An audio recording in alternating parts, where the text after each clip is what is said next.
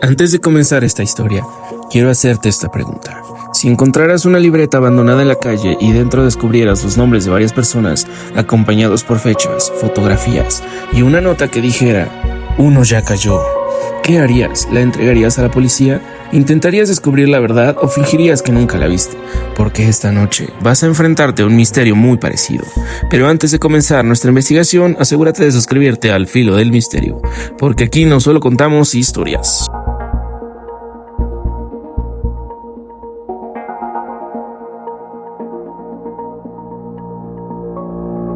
Aquí seguimos pistas, analizamos detalles, desenterramos secretos y juntos intentamos resolver casos donde nada es tan simple como parece. También no te olvides de dejar tu like. Puede parecer un gesto pequeño, pero ayuda a que más investigadores como tú encuentren este canal y formen parte de esta comunidad. Y ahora sí, ponte cómodo, apaga las distracciones, ponte audífonos si los tienes, observa cada detalle, escucha cada palabra y no confíes demasiado en nadie, porque a partir de este momento tú también formas parte de la investigación. Yo soy Mr. Enigma y esto es Al Filo del Misterio.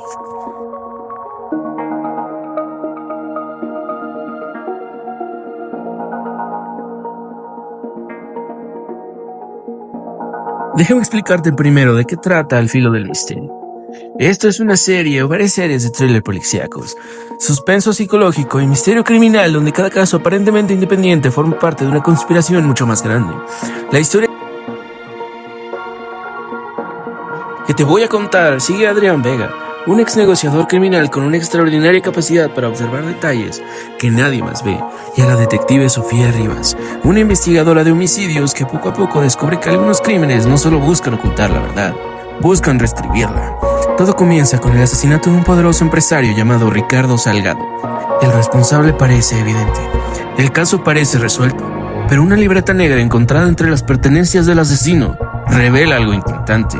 Una fotografía de 7 personas, un símbolo extraño y una frase escrita al reverso. Uno ya cayó. A partir de ese momento, Adrián y Sofía descubren que el asesinato era apenas la primera pieza de un rompecabezas mucho más oscuro. Fotografías ocultas, expedientes desaparecidos, testigos que desaparecen, corrupción, secretos enterrados durante 15 años y una figura invisible conocida únicamente como el arquitecto. Un hombre que no mata directamente, que diseña sus crímenes, que manipula a las personas y que convierte sus peores emociones en armas.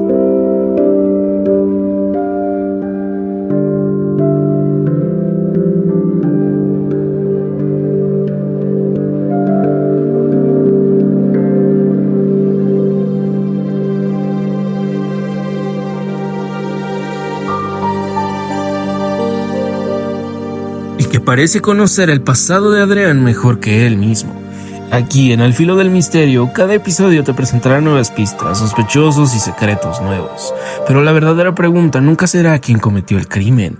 La verdadera pregunta será quién está moviendo los hilos detrás de todo esto. Y cuando finalmente descubras la respuesta, quizás ya sea demasiado tarde.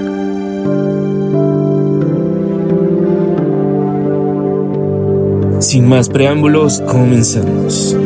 Hoy te presento El hombre que sonreía. Empezamos con música oscura. Hay algo que he aprendido después de años leyendo casos criminales. Los asesinos más peligrosos rara vez parecen asesinos. No tienen cicatrices, no usan máscaras, no hablan solos, no parecen monstruos. De hecho, la mayoría parecen exactamente el tipo de persona a la que le conferirías tus llaves, tu casa o incluso tu vida. Pero todos tienen algo en común, un detalle, una grieta, una pequeña fisura en su actuación. Y cuando la encuentras, todo se les derrumba. Yo soy Mr. Enigma y esto es Al Filo del Misterio. La historia de hoy comienza en una noche lluviosa de octubre. Bosques de las Lomas, Ciudad de México. 8:43 de la noche. Mientras la lluvia golpeaba los ventanales de una mansión valuada en millones de pesos, Ricardo Salgado terminaba una llamada telefónica en su despacho privado.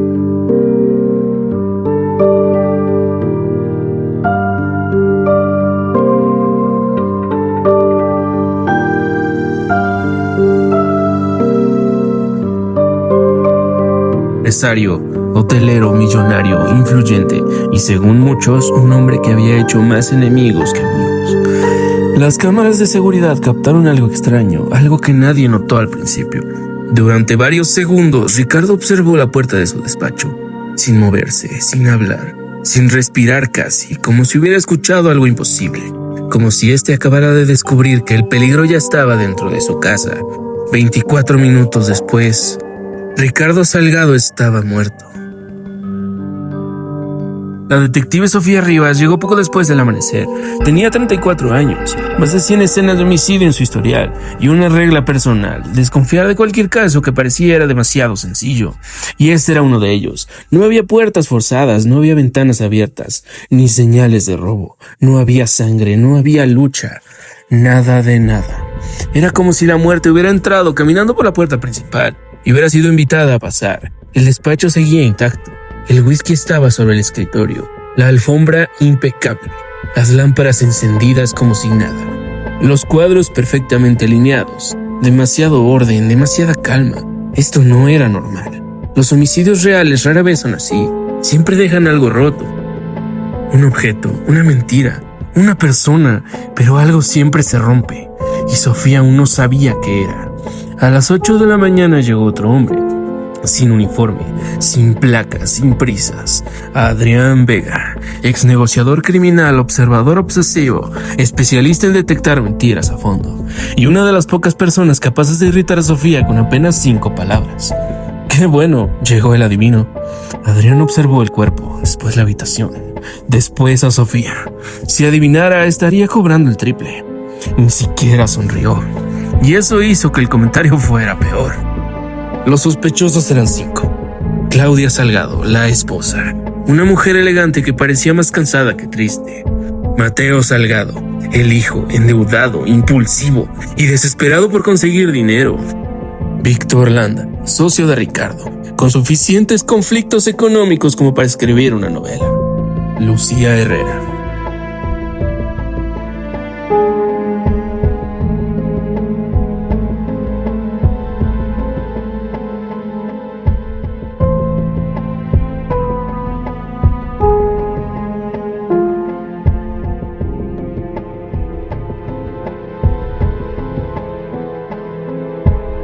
La empleada doméstica, 15 años trabajando para esta familia y probablemente conocedora de más secretos que cualquier miembro de la casa. Y finalmente, Ernesto Fuentes, 72 años, amigo personal de Ricardo desde hace más de 3 décadas, siempre amable, siempre educado, sonriente, especialmente sonriente. Demasiado para mi gusto, se preguntaban ambos detectives. Mientras los interrogatorios avanzaban, Adrián observaba. No tomaba notas, no hacía preguntas, simplemente observaba. ¿Por qué las personas suelen mentir con palabras? Pero el cuerpo casi siempre cuenta la verdad. Claudia evitaba mirar las fotografías familiares. Mateo se mordía las uñas cada vez que mencionaban dinero. Víctor apretaba la mandíbula cuando escuchaba el nombre de Ricardo.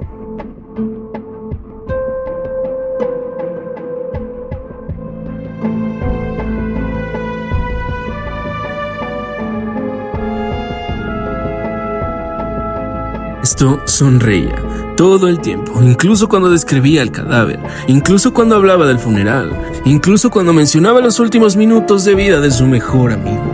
Sonreía, era perturbador, pero no ilegal, hasta que ocurrió algo. Salas preguntó: ¿dónde estaba usted exactamente a las 8:43? Y por primera vez, la sonrisa desapareció. Menos de un segundo, un simple parpadeo emocional, pero Adrián lo vio. Y cuando Adrián veía algo así, jamás lo olvidaba. La investigación avanzó lentamente, hasta que apareció una pista, no en el despacho, no junto al cuerpo, sino en la cocina. Una taza lavada, seca, guardada, completamente fuera de su lugar. Lucía juró que ella no la había lavado, y Adrián le creyó, porque el miedo de Lucía era auténtico. No miedo a ser descubierta, miedo a perderlo todo. Son emociones distintas, y él lo sabía. La taza fue enviada al laboratorio. Horas después llegó el resultado: restos de una sustancia compatible con el veneno encontrado en el cuerpo de Ricardo. La taza había sido el plan original, pero Ricardo nunca bebió de ella. Por alguna razón, alguien tuvo que improvisar. Y cuando un asesino improvisa, comete errores. Las cámaras mostraron algo más. Ernesto entrando al despacho, saliendo, volviendo, moviéndose cerca de la cocina, más veces de las que había declarado. Luego apareció una cámara de tráfico y todo comenzó a derrumbarse. Ernesto aseguró haber abandonado la residencia antes de las 9 de la noche. La cámara lo captó saliendo a las 9:32. Había mentido. Cuando fue confrontado por segunda vez, la sonrisa finalmente desapareció de su cara, como una máscara cayéndose al suelo. Y detrás apareció otra persona, más vieja, más amarga, más peligrosa.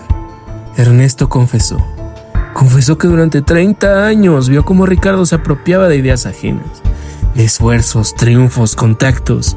Confesó que aquella noche discutieron, sí, y que Ricardo terminó diciéndole algo que jamás olvidaría. Nadie te recordará. Después de 30 años escuchando humillaciones, aquella frase fue suficiente. Le colocó el veneno. Esperó y observó hasta verlo morir. Caso cerrado, o al menos eso pensó la policía. Las patrullas comenzaron a retirarse. Los periodistas se marcharon, los agentes archivaban documentos, la fiscalía celebraba, y Sofía por fin estaba lista para irse a dormir, o por lo menos por unos tacos. Pero Adrián seguía observando. Su café tendría que esperar. Algo le intrigaba, algo seguía molestándolo, algo simplemente no encajaba. Entonces pidió revisar las pertenencias de Ernesto: cartera, llaves, teléfono, un pañuelo y una pequeña libreta negra, gastada, vieja, sin nombre alguno, sin portada, sin explicación. Adrián comenzó a revisar las páginas, fechas, direcciones, iniciales, anotaciones extrañas y un símbolo repetido una y otra vez, un círculo incompleto, siempre igual, siempre presente e inacabado.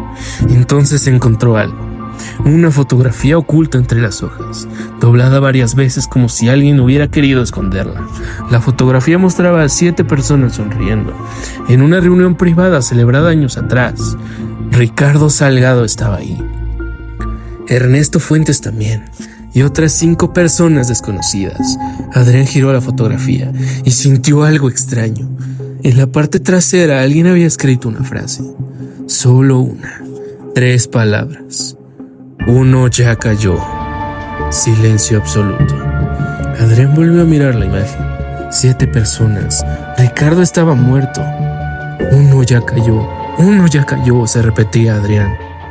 Eso significaba algo terrible, porque si el mensaje era literal, todavía quedaban 6 nombres, 6 posibles víctimas. O quizá 6 objetivos, no 7. Sofía se acercó lentamente. ¿Qué pasa? Adrián le mostró la fotografía. Ella leyó la frase y por primera vez en todo este caso perdió el color de su rostro. ¿Quién escribió esto? ¿Qué es esto? Adrián observó nuevamente el símbolo del círculo incompleto y respondió: no lo sé, pero quien lo hizo sabía que Ernesto iba a matar a Ricardo. Mientras la lluvia seguía cayendo sobre la ciudad, en algún lugar, alguien observaba, alguien que conocía a Ricardo, alguien que conocía a Ernesto, alguien que probablemente ya había elegido a la siguiente persona de la lista. Y si Adrián tenía razón, la muerte de Ricardo Salgado no era el final de una historia, era el principio. Y bueno, hasta aquí llega el caso de esta noche, pero ahora quiero preguntarte algo. ¿Tú qué crees que significa la fotografía? ¿Quiénes son las otras 5 personas? ¿Y quién escribió la frase uno ya cayó? Déjame tu teoría aquí abajo, porque voy a estar leyendo las más interesantes. Y si todavía no formas parte de esta comunidad de investigadores, observadores y amantes del misterio, suscríbete, porque apenas acabamos de abrir la primera puerta, la primera caja de Pandora. Y créeme, lo que hay detrás es mucho más oscuro de lo que imaginas. Aquí Mr. Enigma, y gracias por acompañarme una vez más. Y recuerda, las mentiras pueden esconderse en las palabras, pero la verdad siempre deja huellas. Nos vemos en el próximo caso, aquí al filo del misterio. Muchas gracias. Chao, bye.